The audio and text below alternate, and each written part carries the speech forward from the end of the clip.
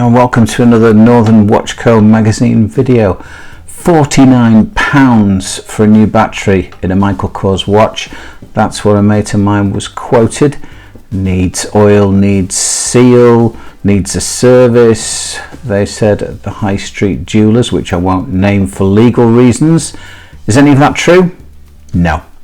All it needs is a battery and a blower to clean any dust out. And it's the sort of job you can do yourself if you have some basic tools. So let's get into it. Now, whether it's a snap-on case back or a screw type case back, the job's a lot easier if you can get the bracelet out of the way. And to do that, you need a pin pusher tool, which is the black one to the left, and then this is the tool you need, which is the case back remover. It's worth investing in a good one because it's far less likely to slip, and this is adjustable, so it's adjustable at the top for the top two, and then screws in, screws out to move the third one. So get the feel of it, make sure that it's absolutely anchored in. Sometimes you might need a vise on your workbench to hold a watch, especially the first time you do a battery change. They can be really stiff, so make sure everything is held nicely in the clamp, and then apply some pressure and gradually just work it loose. Just take your time, because if it slips and it scratches the case back, you won't be able to polish that scratch out. No matter what you've seen on YouTube, it's not possible. You can minimize a scratch, but you won't get rid of it. Now I'm using the pin pusher tool there just to move it, but you probably should use something wooden so as you're not touching metal to metal, but there we go. I used to have a watch shop, so I spent about 5-6 years changing batteries, and the way to practice is just to get some scrap watches and just take them to bits, swap the batteries, mess around with them, take the movements out. Obviously it doesn't matter if you scratch them, so take your time. Sometimes you think you've got the case back off and you haven't, so a little bit more twisting and turning, bit of leverage, and there you go. So inside this highly expensive and desirable Michael Kors fashion watch, we've got a basic Miyota movement JS series, which I think you can buy on AliExpress for about £10, including postage, which is handy because if the movement's packed in completely, which can happen with a quartz watch, obviously you can get another one. There's just a little lever, little tab that you press to pull the stem and the crown out. Then you just need to get the hands off and the dial plate, and then fit your new movement. With most fashion watches, you'll see a little spring-loaded lever just here, and that releases your battery. So just gently push on it. You don't want to bend it. There you go. Out it pops. Simple as that. I tend to work on a soft cloth and a piece of white paper because you can see pieces of dust or any watch parts on the white paper. I've got a card so that I can check. This one's a 364, which is a very common size of battery. You can get them on eBay, you can buy them on Amazon from about £1, £1.50 each. Always worth buying the Swiss ones because they last longer. You'll get 2-3 years out of them. Now before I put the new battery in, I'm going to give it some wind with the blower just to get some dust out. And sometimes it's worth tipping the watch over and just giving it a shake, just in case there's any dirt that's in there.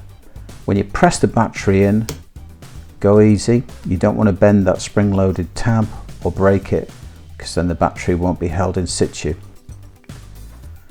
So we've got our battery in, and we get our movement holder in as well. I always press them in next to the chrono buttons, just so that everything's aligned. And once it's nice and flat, before I put the case back on, I'm just going to test it. So I'm going to make sure that the watch is going, which it is.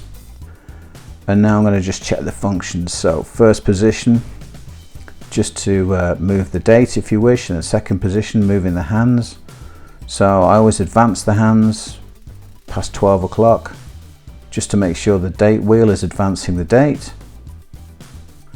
And then once you've done that, put it in the first position, and then check that it advances the date in the window in the first position. And after that, we're going to move on to the chrono buttons.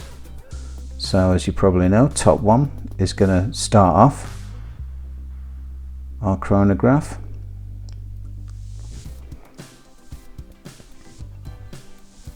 And then press it again to stop it.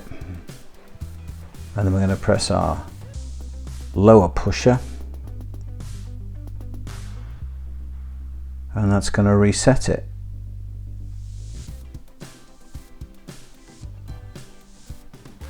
So before you put everything back together, you just want to make sure everything's working correctly as it should. Occasionally, believe it or not, you can get a new battery that's a Duff battery. The thing will go, and usually you'll see the second hand just twitch a bit if it's not getting the right amount of power. It does happen sometimes. Now, if your chronograph hand is out of alignment, as this one is, what you can do is move the crown out. Sometimes it's the first position, sometimes the second, and then you can advance it. Sometimes you push on the top pusher and it moves by itself, and then you can stop it by pushing the crown back in. Other times you've got to manually advance it half second by half second. Now they say, oh yeah, put a new seal on, but if you take a look at the seal and everything looks fine and it's seated nicely, it's going to keep dust out and it's going to keep water out. If water gets in a watch, it gets in by the crown and the pushers, not the case back. It's quite a fiddly job putting the pin back in. I like to do it using my fingernails rather than the pin pusher tool, just because it's not metal to metal.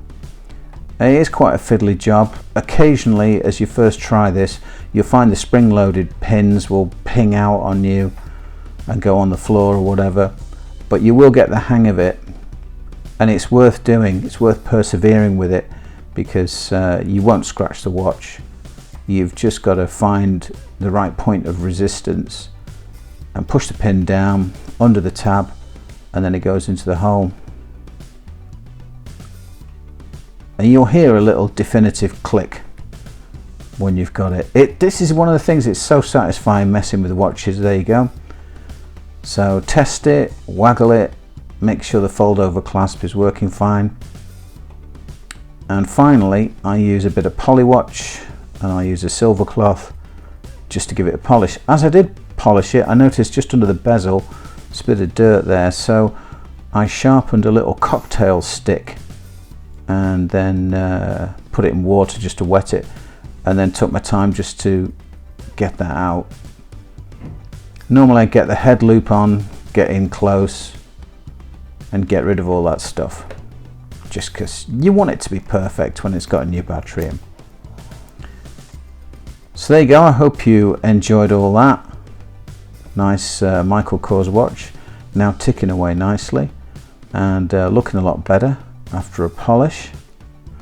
Total cost £3, a little bit of polywatch cream, polishing cloth and a cheap battery on eBay. Not bad.